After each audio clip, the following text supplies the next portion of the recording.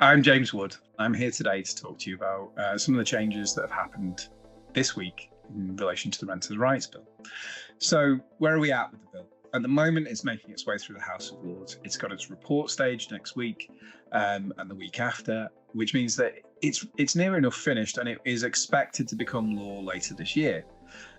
However, even at this late stage, the government is still making amendments to the bill that change the way it works for you and change what you need to do as a landlord, and also affect your tenants as well. So one change that they made this week was, for example, to remove the ability of landlords to require pet insurance where a tenant wants a pet in the property.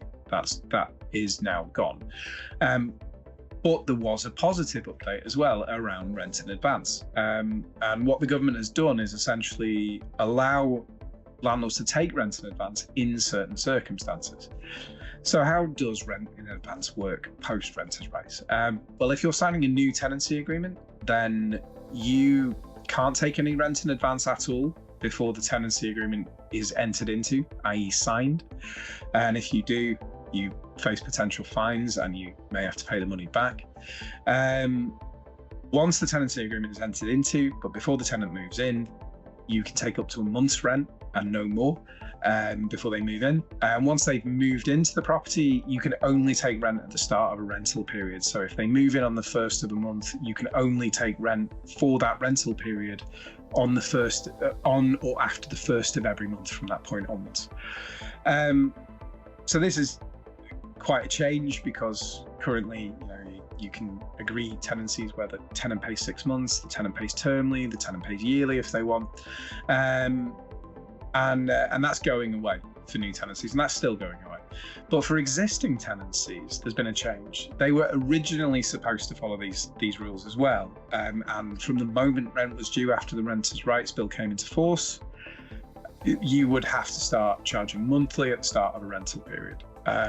That's no longer the case. If you have agreed rent in advance prior to the commencement of the bill, you can continue to ask for rent in advance in the same schedule throughout the lifetime of the tenancy. So as long as those tenants remain in the property, if they agreed to a 6-monthly payment before the Renters' Rights Bill came into force, you can still require them to pay every 6 months until they leave. What you will have to pay attention to, though, is that the bill does change the rental period of the tenancy. So it'll change the rental period to a monthly one. And this is important because a tenant's notice to quit has to end at the end of the rental period. And normally when you take a lot of rent in advance, that rental period is in line with that. So if you pay rent every 6 months, your rental period is every 6 months. So your notice should expire once every 6 months and no earlier. But post Renters' Rights Bill, the tenant will be able to serve you 2 months notice to end the tenancy. It will expire on the anniversary of the tenancy start date. And if any money is left over from the rent in advance they paid, you will have to refund that when the tenant leaves. So while it's a positive change, you do need to bear in mind that you have to keep track of what the new rental periods are and when the tenant's notice might expire, because it is slightly different than the previous rules. I hope that's made it as clear as it possibly can. If you'd like to keep up to date with all the latest RRB developments from the NRLA, you can do so on our website, and the link is here. Thank you for listening.